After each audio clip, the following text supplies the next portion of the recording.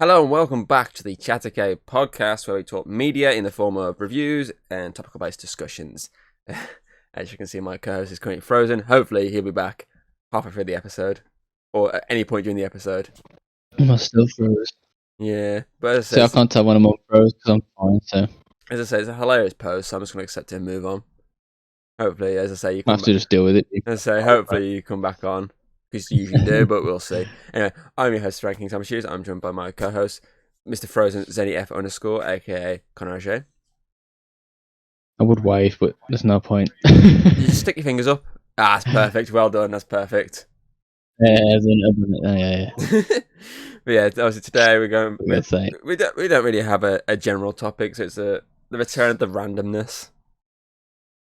Remember we did that? Talk about random stuff. Was it like last year or the year before? It was like a random fucking episode because we didn't have a topic. I believe so, yeah. But yeah, we're just gonna talk random topics, basically just stuff that's we've seen or stuff that's happened to us lately. Which I'm gonna kick it off with a funny story. So it was about yesterday, I think it was. I got told that obviously because we got two Alexa devices in the house. We got obviously one downstairs. Oh no, you said it. One upstairs. She's fine. She's not in my room. I didn't quite hear that. I took her out the room months ago. She just lives in the spare room now. That's where I'm planning to just leave Hayden one these days. She can live in the spare room. But yeah, anyway, so there's two devices. And obviously, I woke up and I got told obviously there was an issue. Basically, for some reason, my mom was obviously she listens to the radio on them all the time, and she asked basically for the radio, and then afterwards when she wanted to stop, she told us obviously you usually come out of Alexa stop, and it just carried on playing.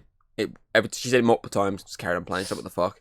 In the end, she just unplugged it. She tried it obviously on the second device. Same thing happened. She's like, what the fuck? And she tried it again when I woke up, and it was still happening. And obviously, I tried. I was up the stairs. I was hanging off the stairs, just shouting Alexa stuff over and over again. And in the end, I just randomly was like, oh, she's like, no profanity. And my mum was. And I was like, oh, fuck's sake, okay. I went, Alexa, in the most thickest German accent. I went, Alexa, 9! Honestly, she stopped for 5 seconds to figure out what the fuck I was saying, and then was like, no, I'm carrying on playing the radio. Like, she generally, like, the blue ring, like, came up as in, like, she was about to stop. It's like, whoa, it's actually working? What the fuck? And then she's like, fuck off. And then started playing again. I was like, oh, for fuck's sake. It seems to be working now, though. I don't know why. It was just like a random... I don't know. I tried Googling it yesterday, obviously at work, just to see what was up with it. And obviously, the old posts where it happened, like, to people years ago. And they just, like, found workarounds where you just basically ask it to play a song and then basically tell it to stop and it'll stop. So apparently it's happened many times in the past to people. I've never had it happen to myself, but it seems to be an issue. But it seems to resolve itself. But I just found it funny that she just got really confused when I shouted 9 and I thought it generally worked, and then bang, no, it fucking comes back on the bitch. But yeah, I took her out of the room months ago because I had all excited. I had enough of her fucking months ago when she kept fucking when I said something slightly similar to her name, and she'd be like, I'm sorry, I didn't quite catch that.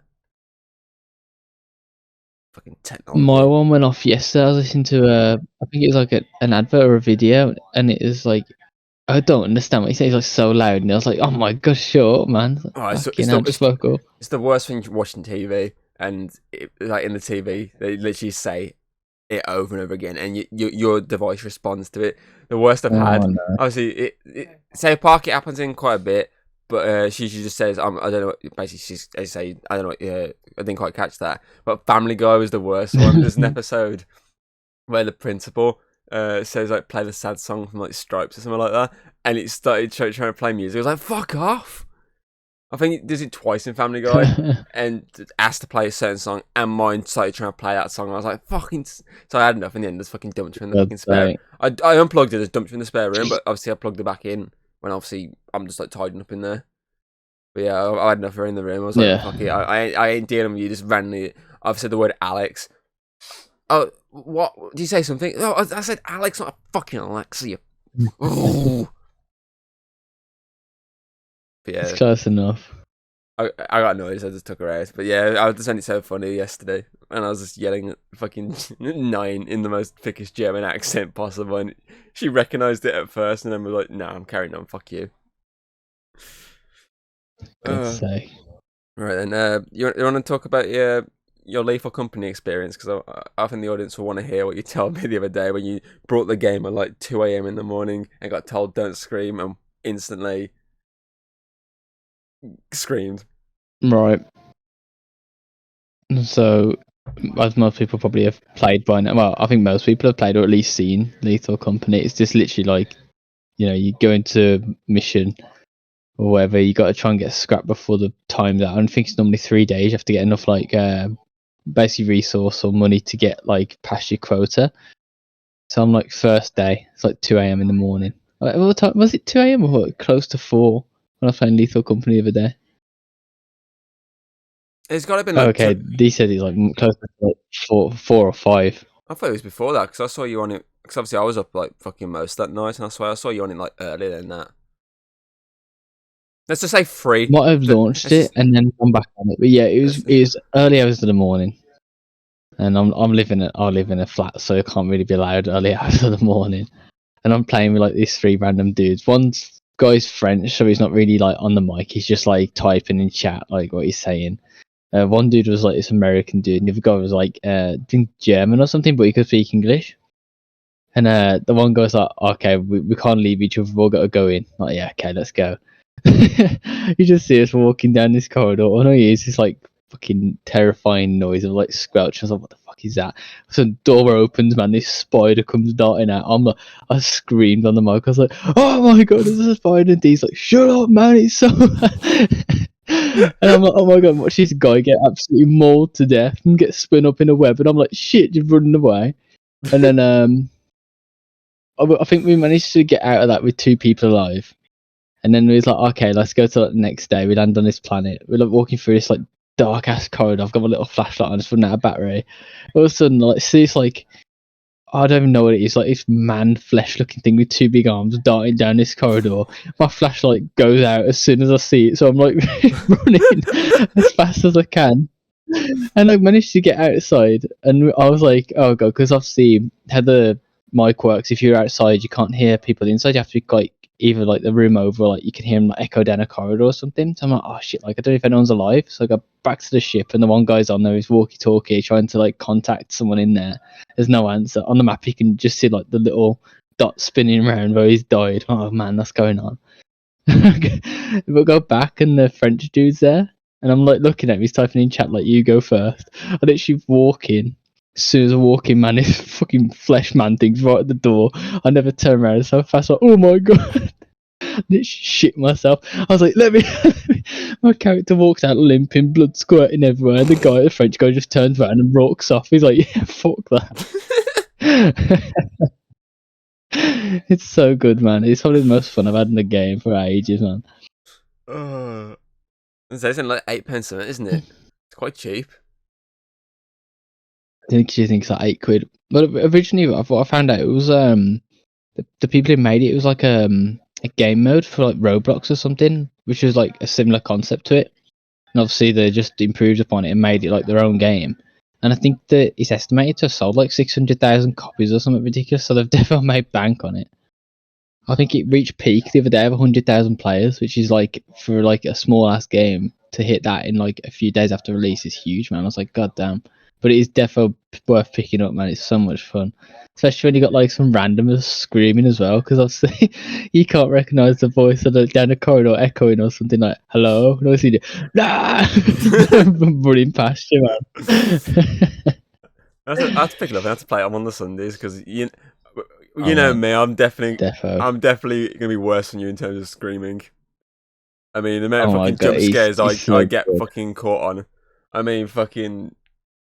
I didn't scream, but fucking the amount of times watching a film recently in cinema when I was like, "There's gonna be a jump scare," here, and it still fucking got me. Do you ever have those moments when you watch it, like there's blatantly gonna be a jump scare right here, yeah. And then you still go, "Oh bloody hell!" Fucking the amount of times I kept doing it watching a film I'm gonna talk about in a bit. amount of times I did it while watching this film. I'm going to talk about it shortly. I couldn't stop it. I was sitting there like, yeah, jump scare. I know what's going to happen here. He's going to jump out, and they're going to go ah, and then as it happened, I'm like, bloody hell! Fucking every time, no matter what, I can predict exactly when a jump scare is going to happen, and it still somehow gets me. I feel like that makes a good jump scare then, if like you can predict it, but it still fucking startles you. Oh. For fuck's sake. Did you catch that? When you got a 12-year-old girl living in your house and fucking Jared Leto pops in the window to get her. What? What? Isn't it like loads of rumours that he talks to kids? It's like a whole thing. I've never heard that before in my life. Did you see recently he climbed that building? Yeah, I saw the building thing, yeah. But he's like like album, wasn't it? There's like a whole post and it's like a 12-year-old girl, I'm home. Jared Leto, I'm out. I'm home alone. Jared Leto just climbing the building. There's like whole rumours about him like being like Nancy and everything. But I think he's got his cult and everything as well, and he's like all fucking like his island and cult, and yeah, it wouldn't surprise me to be fair. But it's Hollywood for you. Hell yeah. A whole bunch of nonsense. Oh god, I was say something. Oh, that was it. There's one film that always makes me laugh when I think about it. You ever watch that film that Dragged Me to Hell? Yes, the one by Sam Raimi. Oh, you might cut. I didn't hear what you said. So the one by Sam Raimi. You totally mute for me. What? You say, I can't tell if you're actually lying or not. You're not saying anything. I'm not to me on Discord now. Hold on. What is going on? Hold on. Can you hear me?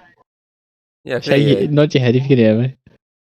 Yeah, you can hear me. I can't hear you. Nothing's going on Discord. Not even the green bubble. Oh my god. I can see it on my screen as well. There's no green Discord's bubble. broke. Hold on. I love it. Technical difficulty. Boom. Boom. Boom. Boom. Right. Boom. Do you want me to restart my Discord? Input device. Can you hear me now? Yeah, there you go. For some reason, it reset itself to default. I don't know what's going on with Discord today. Maybe it's something wrong with it. My camera's still not working. On my actual Discord screen, it's working fine. But on no, it's not. OBS, it's not. Hold on. There we go. No, God. There we go. On So OBS, it was working. It must have been obviously because it's on the screen that jitters. So obviously I turn it off. So it must have been working in the background. And for some reason, I just had to fucking just turn it off and on again. But yeah, for some reason my mic it's set to default out of nowhere, which was weird. But yeah, I said you mean the one by Sam Raimi? I think it might be. But every time O'Shea watches that film, every time O'Shea watches that film, he jumps and I remember watching it with him. It's like the funniest thing ever, man. It literally wouldn't even be that bad. It's like, oh, woman stood there, and he's like, whoosh, like proper jump out his seat. And I'm like, what are you jumping for? Like, it scared me more like he's jumping rather than like the actual film. Like, stop, man. Oh god, it is so funny. But that's the only. I don't really get scared of films anymore. But I feel like jump scares are always cheap horror because it's because it's an easy scare. And the visual. Like if the visual wasn't, if the noise wasn't there, I don't think it'd scare you. It's just the visual's nothing. It's just the whole loud loud scream or the ring. And it's like, oh fucking hell! What? Agreed. I was about to say, just when I was trying to sort the technical difficulty, just obviously had to go on Discord and go through the settings, and obviously had to minimise the screen to the small screen. Obviously, all you could see was our chat window over the two gifs of "I said bitch" and then they come up with Christmas Carol. I was like, for fuck's sake. Dee made me a promise earlier that she's gonna watch Muppets Christmas Carol this year because she hates it. She's not that hates it. She don't like the Marley and Marley part. She just can't stand it. She's like, oh, it just freaks me out. And I'm like, you gotta watch it. She's like, I will watch it. So I can't wait. So I'm going to the cinema to watch it since obviously we couldn't do it in the cinema. And my mum was just randomly like, I like Muppets Christmas Carol. I was like, well, do you want to go and watch it then? She's like, yeah. I was like, okay, I'll book the seats then. What I'm going to do though, I'm going to do that thing that people kept doing with Five Nights at Freddy's, and they kept putting a Markiplier in the corner of their eyes. I'm gonna get a Put me picture. I'm there. gonna get a picture of you in the corner of my eye and be like, Connor, look, we're watching Muppets Christmas Carol together. What you have to do, right, is put in one corner, you got me, like, yeah! You have to close one eye, and then the other corner, when Tiny Tim died, you put me crying in the corner and close the other eye. No, Tiny Tim. Not Tiny Tim. No, please, Spirit, please. You're only supposed to play the bloody doors off, not kill Tiny Tim.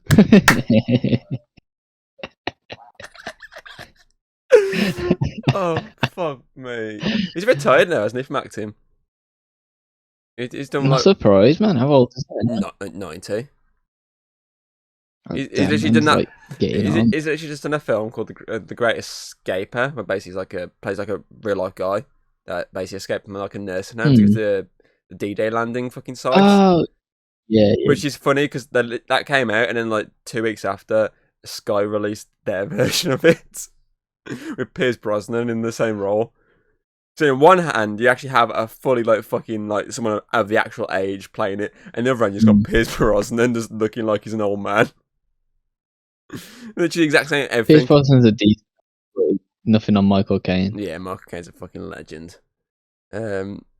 I was gonna say, oh yeah, I've officially changed to my Game Award votings, the indie ones. I've officially gone for Dredge rather than Cocoon.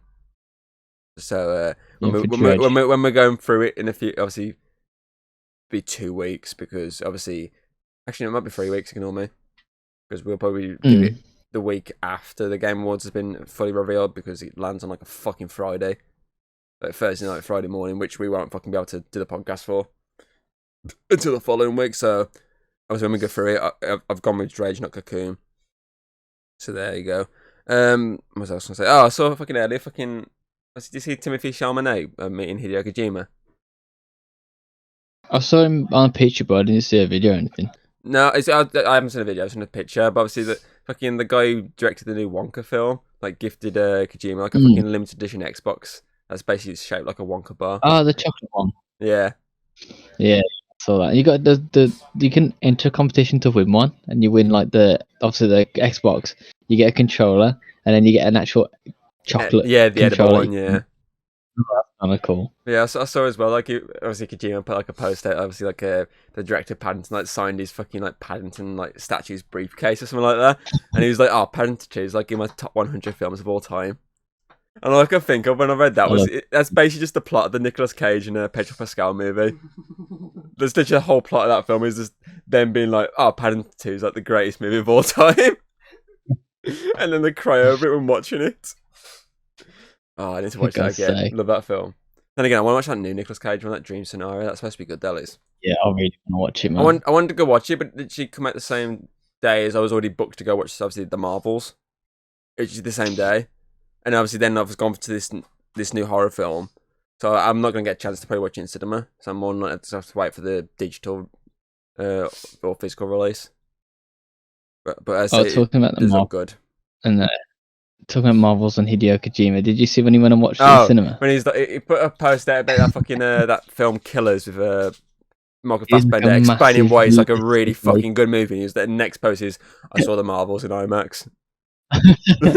You sat there. It was the fact that the one post a massive detail why he fucking loves this movie, Michael Fassbender, why it's so fucking good, and the next one's just I saw the Marvels in IMAX 3D, and that's it. That's his tweet. That's a good enough review for that film. Fucking love Kojima. The fucking he's a nutcase sometimes. Not enough cutscenes in it for him.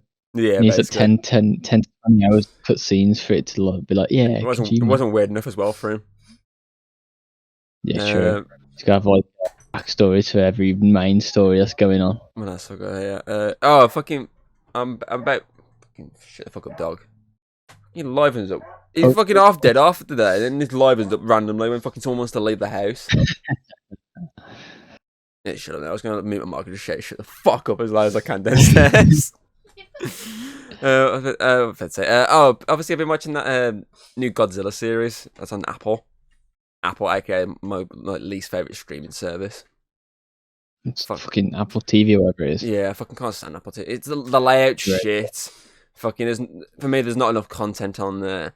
Like they're doing it's basically just their own original content. There's nothing more than that. Whereas stuff like Paramount, Disney, Netflix, Amazon, they have their own content, but then they have fucking other people's content as well, which makes like Apple don't have enough money to do it as well. It makes it worth fucking picking up when you're like, okay, they've also got like say if you look at Disney, like they've got all fucking like Family Guy and all that, which is like the Fox stuff, and it's like, okay, it's worth picking up because they've got all other people's stuff on there. Whereas Apple, it's just their own stuff, and it's just not worth it because there's probably about, when I was looking through, there's probably about 4, maybe 5 series on there that I'm like, actually, I want to watch them. That's it.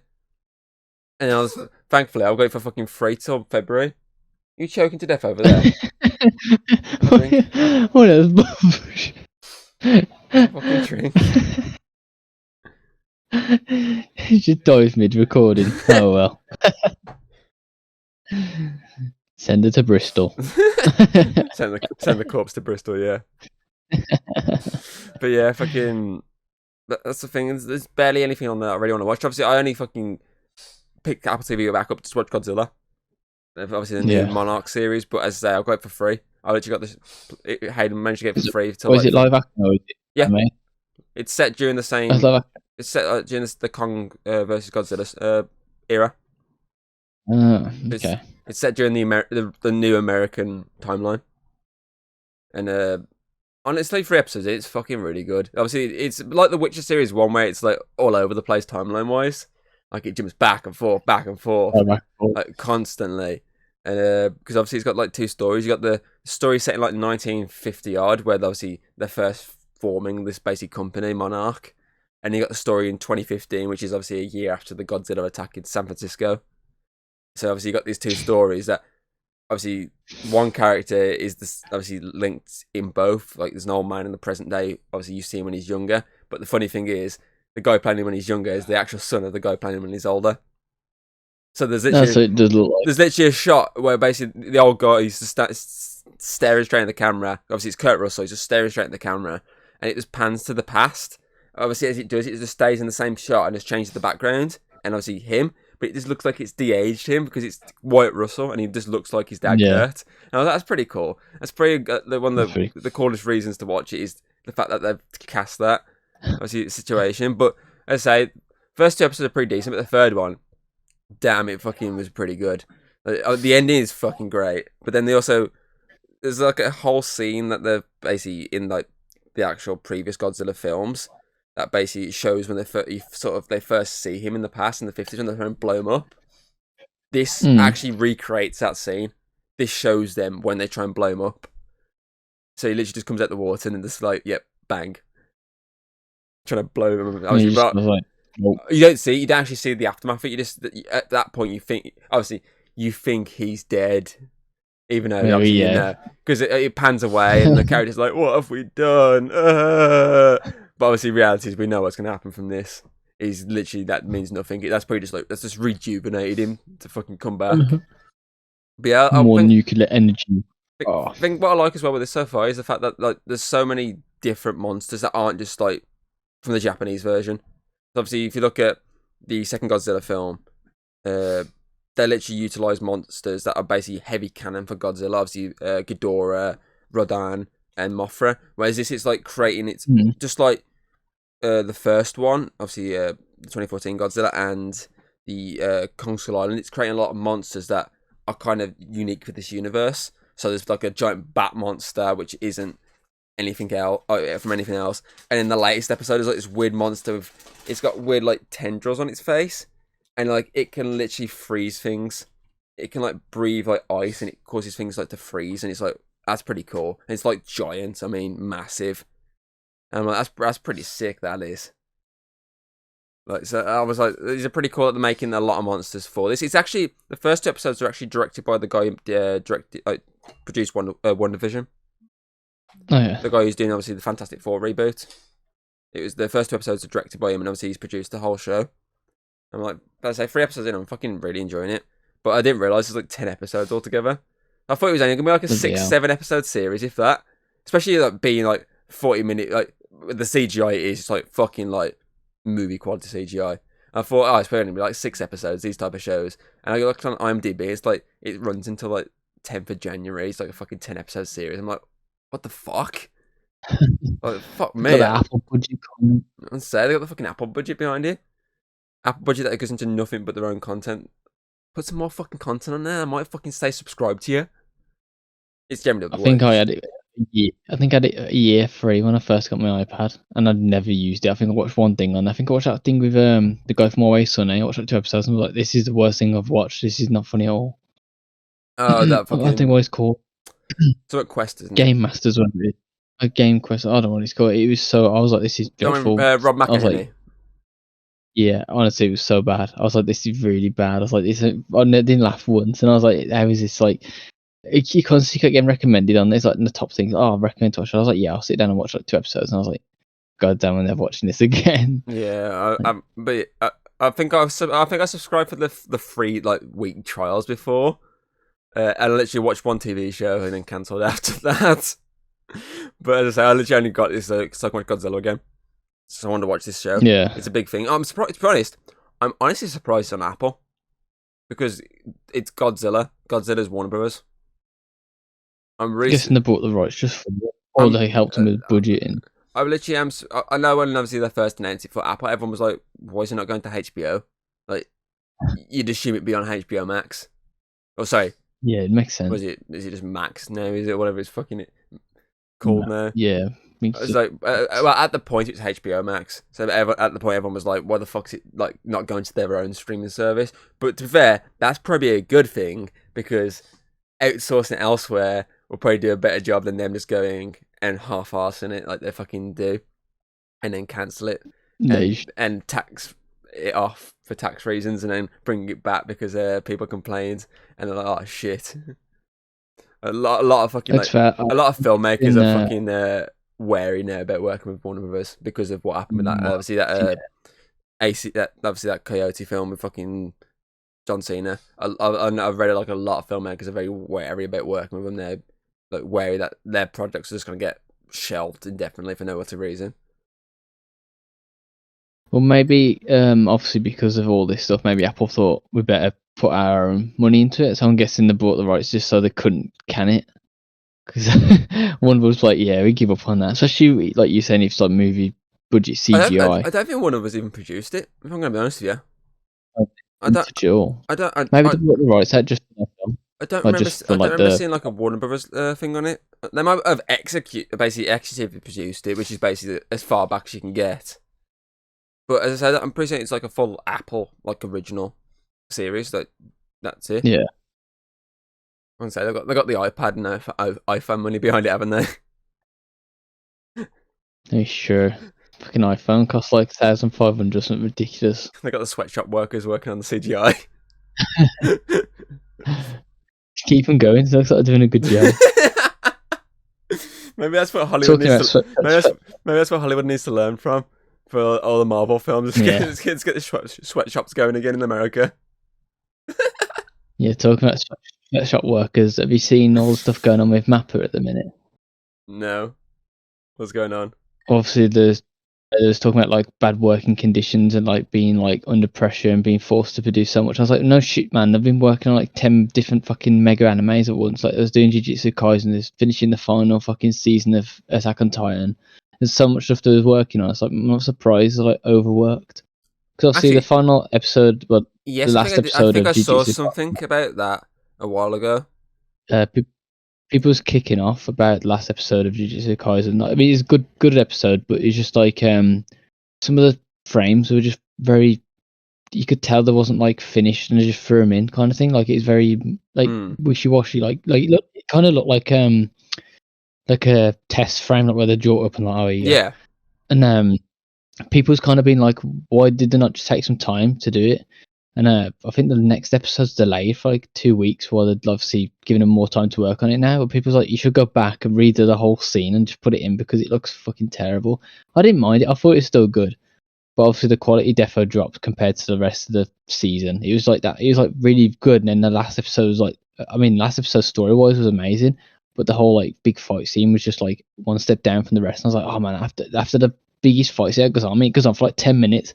And I was like, God damn, why did they not work on this solid, man? Because it would have been so good, man. But yeah, obviously that's going on at the minute. But I was just thinking, like, how they've got to be working on so many seasons because they've got. Well, how many? There's obviously Jujutsu Kaisen, Attack on Titan. I think they're doing the new One Punch Man season as well. But that's going to be ridiculously hard because if you see the manga, there's like whole sections which are like ridiculously detailed drawn. I'm like, there's no way they're going to be able to match that, man. It's just going to be. I was just looking. I was like, these are going to be overworked to hell doing some of these. But yeah, that's some sweatshop conditions going on, I think.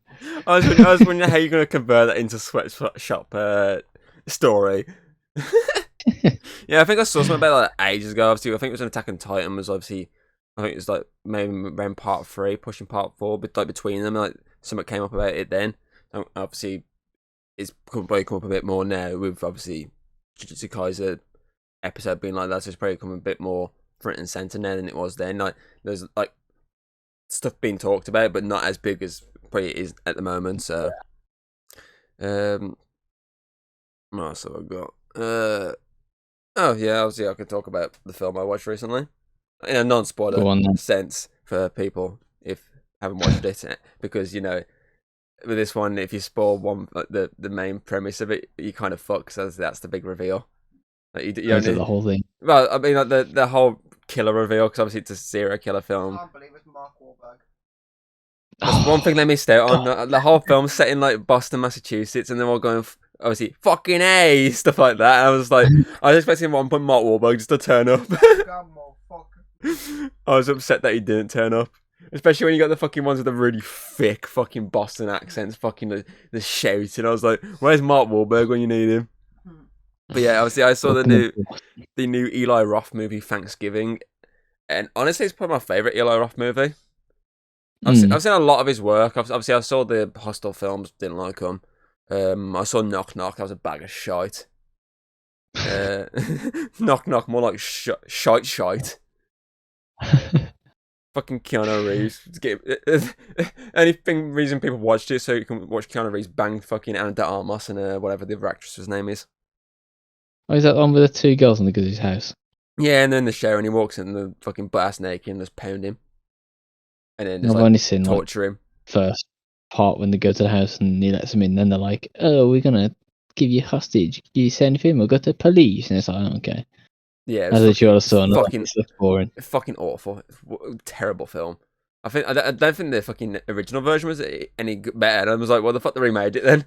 It was like a foreign film. I'm not too sure if that was fucking well received, and if it wasn't, then why the fuck are you trying to remake a fucking foreign film that was like berated? But yeah, anyway, yeah, so I've seen that was awful. I've seen the remake of Cabin Fever. I've not seen his rendition of it, but I can get the fucking gist of what it's about, and I didn't really like the remake, so probably not going to like the original. I've not seen Death Wish with Bruce Willis. I know he did that. He did something else, I don't know what it was, can't remember off the top of my head. And he did that Jack Black film, the kids won that house with 1,000 clocks on the wall or whatever it's called. Oh, yeah. I didn't mind that. I was alright. But out of all the ones I've seen that he's done, this is probably my favourite one. Obviously, Thanksgiving. And it just hits. It's a throwback slasher to the vein of, it's got the vibes of Scream, i.e., who is it? Who's behind the mask? Obviously, it's a revenge plot line. Okay, who's doing this and whatnot. But then at the same time, it's also got the, say, like, the Friday the 13th vibe, the quick pace. There's not a lot of fleshed out characters. They're kind of they're one dimensional, but it works for the film it's trying to go for. It's less of like an Oscar contender for this character's like got this much depth of backstory that they went through this as a child, la la la. It's more of, there's a killer, he's got weapons, he's gonna butcher the fuck out of you. So it's like, as it's like Friday the 13th style, with also the style of Scream sort of mashed into, and Halloween, because there is some shots that are very Halloweeny. Really heavy. Yeah. Until the Big climax. Shots over the shoulder, he stands there watching for like 10 minutes. Boom. But yeah, there is like an entire shot like that at one point. Like there's a character like doing something, and you can just see the killer standing in the window like this.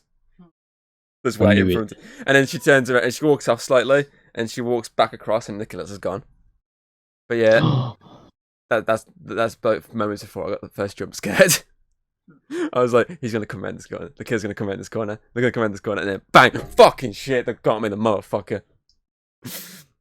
But yeah, it just does everything right for what it's trying to be. I mean, if you look on fucking like the reviews on it, it's actually pretty highly rated, which is obviously for an Eli Roth film. Most of his films aren't really highly rated, but this is a surprisingly really highly rated one.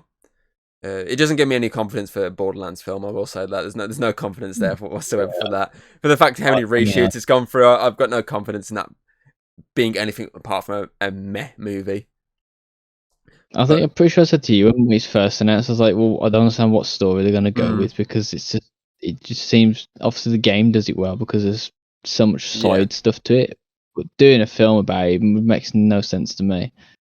I don't think it'll be good either. I think it'll be it'll be more than likely come out and be like a meh.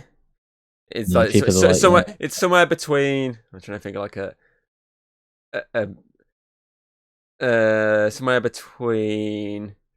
So like the early Resident Evil and the last Resident Evil. Like the last Resident Evil being ass, the early one being it's passable. So it's pretty somewhere in between.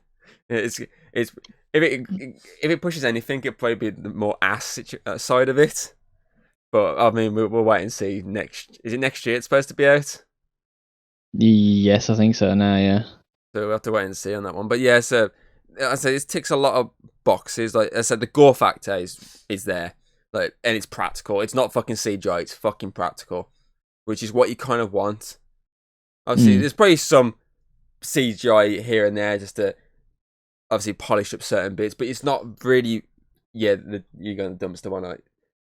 I thought that's my mind was going to play the dumpster one. But yeah, obviously to polish up scenes, but you can't really see it too heavily. As I said, the kills themselves are fucking really well done. They are quite brutal, and are in the sense kind of are Thanksgiving themed ish. Realistically, so as I said, the dumpster one. Realistically, I mean, you throw your empty food out. So technically speaking, and also, bingo. Because obviously the whole plot of this movie is like there's a Black Friday sale at like this massive like place, and basically. There's a fuck off crowd outside, like a massive crowd. They've not opened before on Thanksgiving. It's the first time. It's literally on Thanksgiving, and they're all trying to get in. And like a bunch of kids, they sneak in because the one is literally the daughter of the owner. So they sneak in. They get spotted by people outside, and they're basically mocking them, like, "Oh, look what I'm buying this. I've got a waffle iron," because that was a big thing at the start of the film. Was people. First 100 people get like a waffle iron. And basically they're doing all this stuff and everything, and the riot starts happening. They try and get in. Doors are all locked, and eventually, obviously, the pressure of how many people are pushing against like the glass door just smashes the glass in. Everyone runs in. Like security guard gets fucking trampled. It's funny. Like security guard was in What Was in the Shadows. It's basically a slayer, but eventual vampire / zombie in the end. But obviously I was actually like, hey, that's the guy from fucking What Was in the Shadows. But anyway, obviously he gets crushed. Fucking this one guy gets his fucking throat slightly slit by a piece of glass. I'll get to a good bit with him. It's not really spoiler sense, but it's a funny joke. And obviously basically someone eventually gets killed. Well, 3 people technically get killed. And basically the killer is then targeting based on one of these victims in a retaliation attempt because of it. As I said, this guy got his throat slit. He managed to walk in and grab one of the waffle irons, and he starts walking around. He's still pissing blood. He's dying, and he's still got his waffle iron in his hand, and he collapses on this pallet, and this woman just walks up and just takes the waffle iron off him and walks off. And there's this guy just dead on the fucking pallet, and she just walks up and is like, yeah, I'm going to take this off, yeah. Yeah, he's still trying to, like, he's still got, like, a bit of strength in him, like, he's still, like, pulling back at it, and she just, like, just takes him, walks up, and he just dies on this pallet.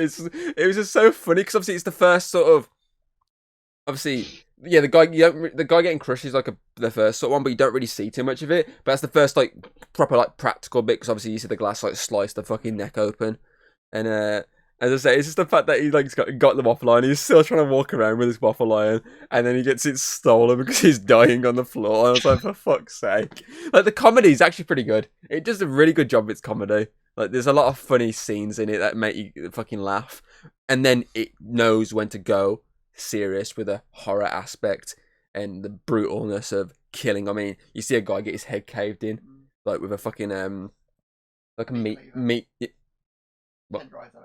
Like a meat tenderizer with a fucking hammer. Oh, yeah. Like, you see a guy get his head caved in with one of them, like on a live stream. Because the whole premise of this as well is the killer.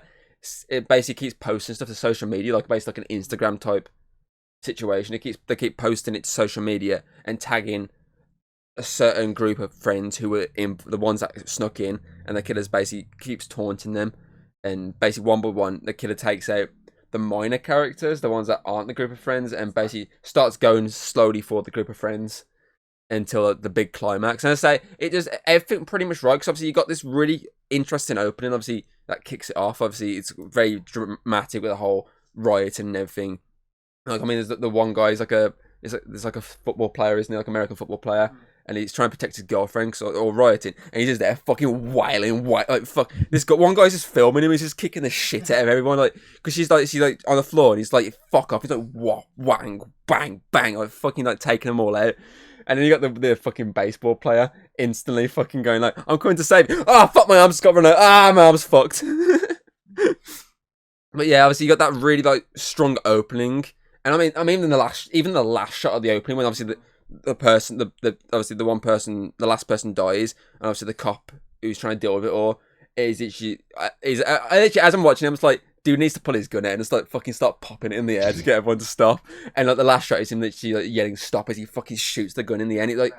The screen goes all red, like freeze frame to red as he's popping the fucking the ceiling, and obviously it comes up with the title. And I was like, that's a really strong opening, and it does a good job then for the rest of its like middle act sort of situation of basically just going through these characters but killing them one by one, and like luring these kids into this situation a bit more. And so there's not really any depth to these characters, but that's kind of like, as I said, the throwback sense of old school slashers where there's not really a depth to any character. Like, they're just there for the count or just to keep the story going.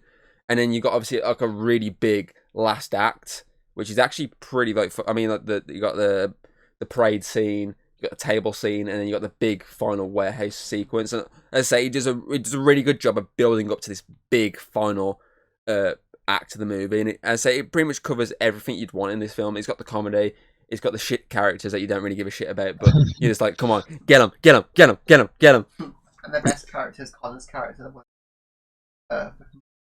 Oh yeah, there's a guy that basically he's basically like, at one point, obviously I won't spoil too much, but at one point he's one of my candidates. At one point, just because there's a quote towards the end when they mention VIPs. At that point, I was like, but I'm not gonna spoil who the actual killer is, because it's like a big thing with this film. Like, you need to. It's like Scream. If you spoil the killer, it ruins the whole thing. Mark Wahlberg. Yeah, it's Mark Wahlberg. Sorry, I spoiled it. Oh, okay. But yeah, there's like a character that basically he's got loads of guns. Like his whole room, I was pissing myself laughing this scene. He's like got like normal like stuff in his room, like a CD player, fucking everything, and like he keeps clicking buttons on them, and like stuff he opens it up and like there's guns in there and stuff like that. It's like, yeah, he's got like a little box. He opens it up and he fucking pulls like a finger up. He's got fucking like pistols in there. He's got like his desk. He like pushes like a button underneath. It opens up. It's like a fucking like assault rifle in there. And fucking, so he's got a CD player. Lifts the fucking CD, opens up, and it's fucking like and again another pistol in there. It's like he's got his whole room is like armed to the teeth, but you can't see any of it. It's all masked inside. He's got a belt knife, a ring knife. He's basically got everything you want, but he's like this guy. He's throwing big parties, but everyone like hates him, but they still go. The nerd kid. And he's got like a nerd kid bodyguard. It's fucking like he's like one of the best. He's like one of the best characters. And at one point, when obviously the killer strikes at like the school, he's outside for some reason with his dad. He's got like a musket. He shoots it in the air. He's like, "Oh, I was gonna fire it for the football game," and his son's like, "Sorry, chef, my son's a moron." He's like the best character. But yeah, obviously, you made me lose track of what I was saying before that guy came into it. Fuck's sake, Hayden. But yeah, it pretty much covers everything you want, and as I say, it's a really enjoyable slasher film. It's a really enjoyable like seasonal slasher films, which aren't like the most common things at the moment. Like they usually are, but they're like low budget, like fucking like straight to like streaming, and they're usually a bit ass. Halloween. And so most of the time, seasonal slashers are straight up just like I say around Halloween time. I know there's one coming out, or it's just coming out actually, which is technically set at Christmas. That what's it called? It's that one basically. What's that fucking old black and white Christmas film? Home Alone. Yes, Home Alone. What's that really like a really old like famous black and white Christmas film? That guy running through the street, fucking yelling. He yells, "Merry Christmas, Merry Christmas!" He's running through the street. Not Christmas Carol, is it? No, it's quite old, but it's like a really like famous like Christmas movie. I haven't got a clue. I'm pretty certain it's like it's a lot of times it's in Christmas movies. It's in a lot of other films, like in the background. What, it's in British? I don't remember. One where he talks about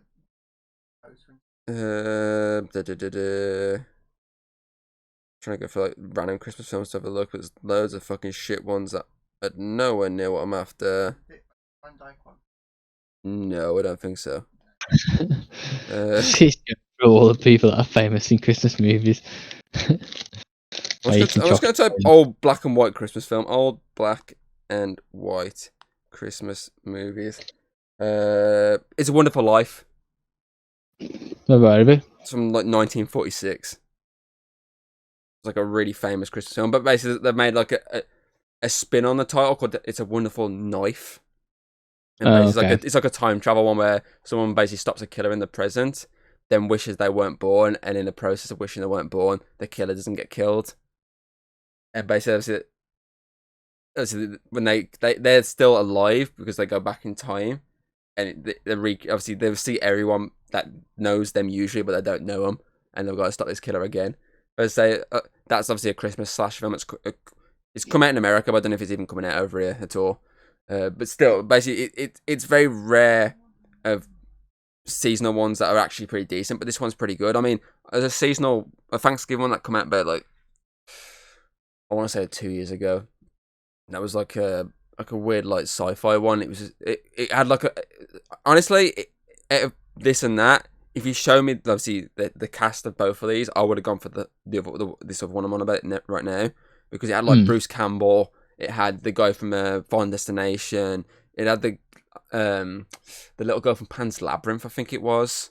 You also had Michael J. White. And I think there's someone else as well. I can't remember his name off the top of my head. But basically, it had like a really all-star cast. But it was come out. It was just like a meh film. But as I say, this one come out. I think there's about 3 people overall in this film. I know what they are. Obviously, the copper. He was a copper in Scream. The one the school kids is basically from the Disney Zombie trilogy. He's the main character. And obviously the guy from What We Do in the Shadows. They're the only 3 people I know. And it turns out one of the other characters who's one of the many like possible suspects. He was in one of the new Planet of the Apes films. He played a gorilla. He did the mocap for one of the gorilla. If you search this film up and click on this one guy, one of the first pictures of this guy that comes up is him stood next to Woody Harrelson, but it's not him. It's just a big fucking gorilla.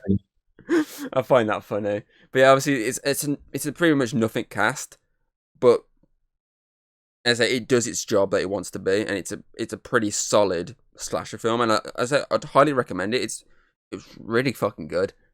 And if I was obviously to rate it, I'd actually give it quite a decent rating, like an 8.8 out of 10. It is actually like a really enjoyable horror film. That, as I say, has the kills, it has the comedy, it has everything you'd want it to have.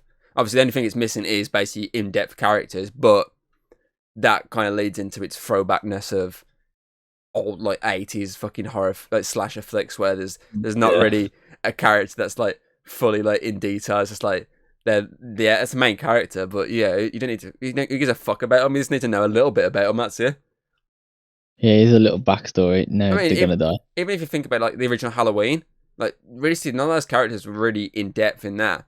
Like it's just a babysitter.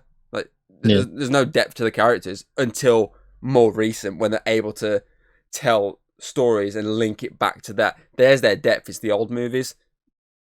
How it's traumatized them in the present. So even like I say, like the ones like that, there's not really much to them. So it kind of fits heavily well into that situation. Obviously into that throwbackness. And I say it always has you going, okay, is this the killer? Ooh, maybe that's the killer. Maybe that's the killer. I think I figured it out maybe the last 20, 25 minutes. I figured out who the killer was. Just by like... Eh? Yes, when Mark Wahlberg rocks up. Yes, that was the one I went, oh, that's the killer. No, it's like towards like 25 minutes. So I was like, there's some moments I was like, I'm kind of leaning towards that person now. Because my whole mindset throughout, even when I saw the first trailer for it, was there's one character. I was like, this character's barely in the trailer. It's them. They're the only person I know from this film. It's them. They're the killer. And obviously, it turns out it wasn't them. It was someone else. But yeah, it's a recommendation. So I'm guessing maybe at some point soon they'll whack it straight on like a digital. So I can't see it having like a massive theatrical run.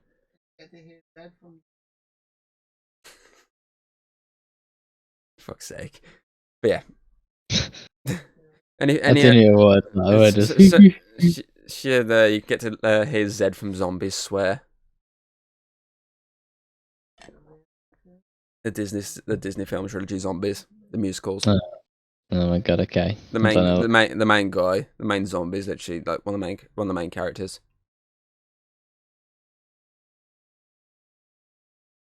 Fuck's sake. Stop singing in the background.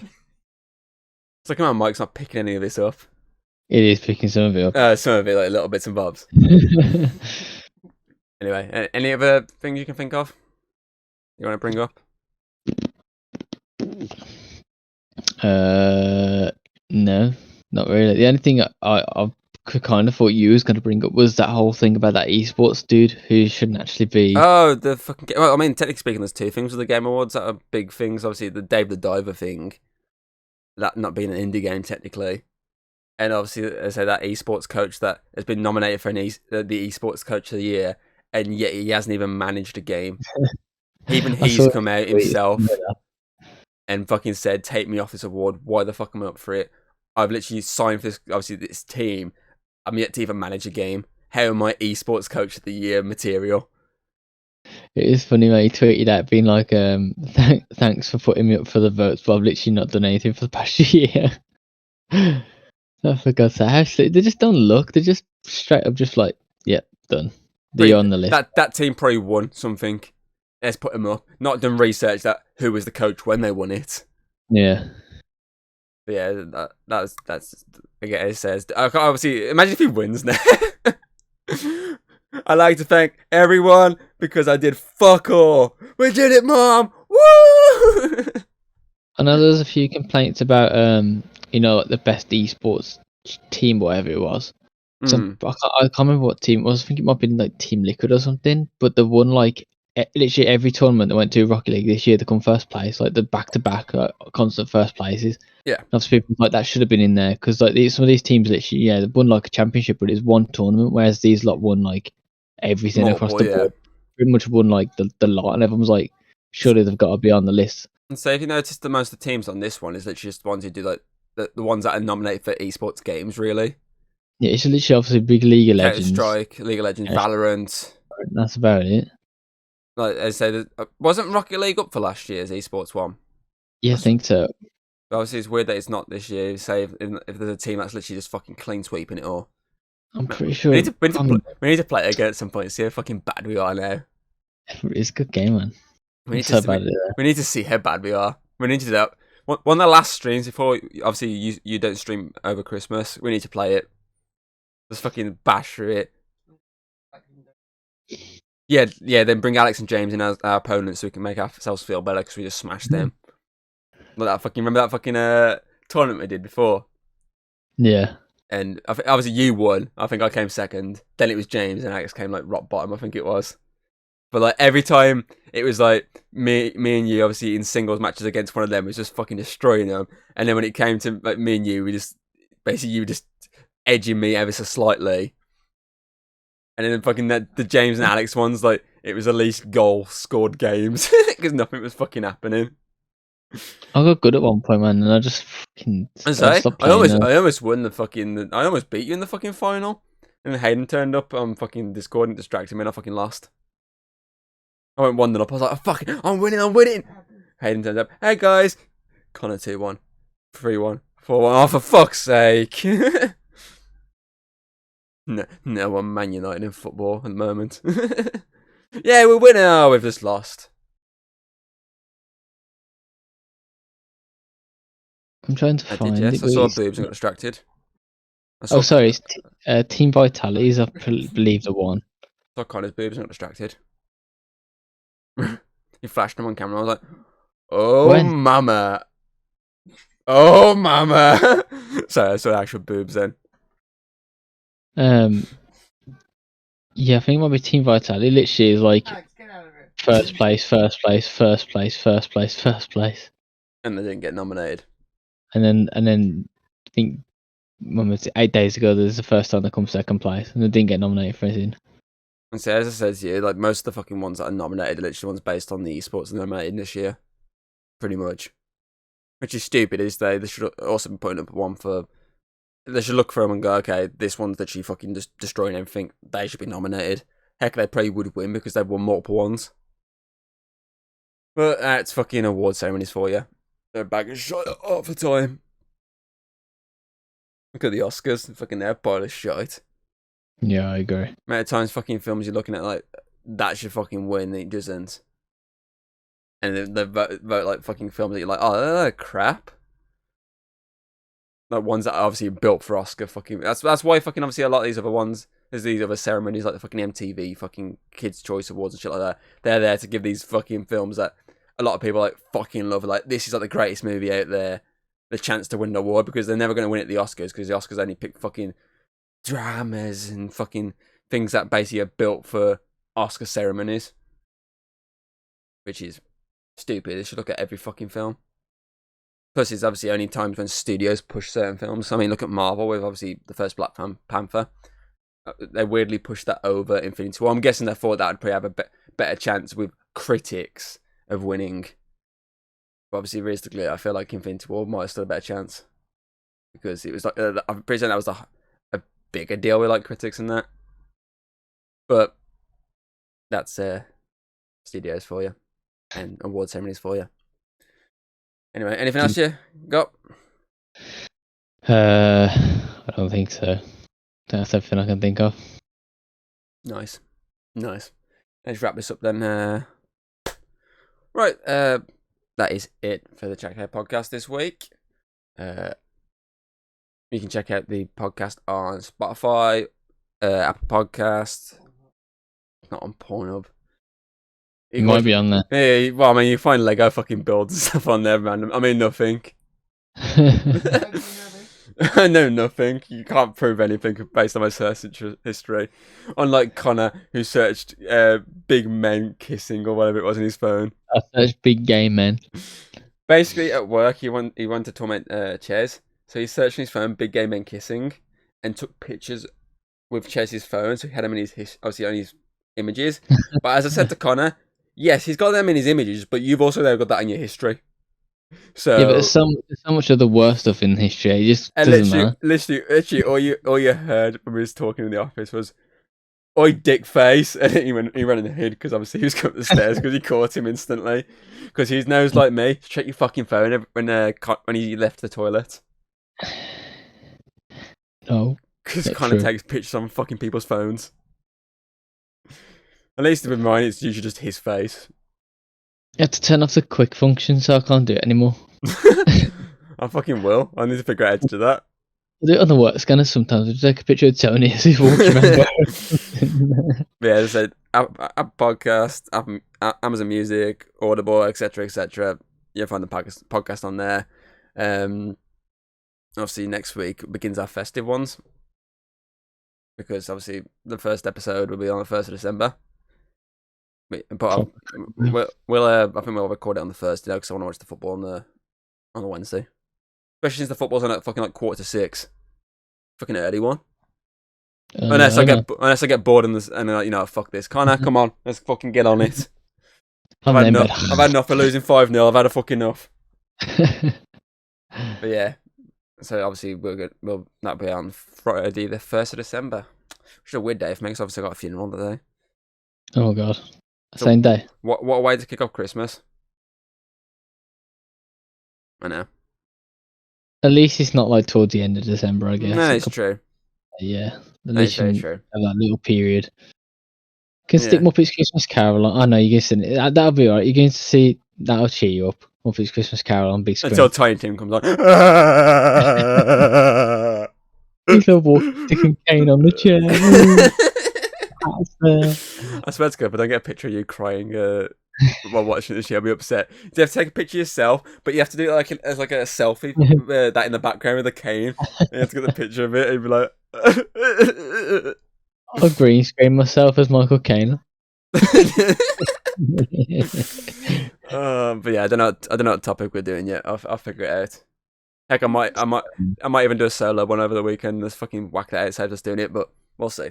We'll see. We'll see. Yeah, I hope you enjoyed our latest podcast, and we shall hopefully see you next time. Goodbye. Peace out, man. Tiny Tim, no.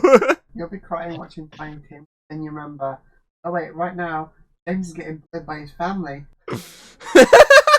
He's getting what?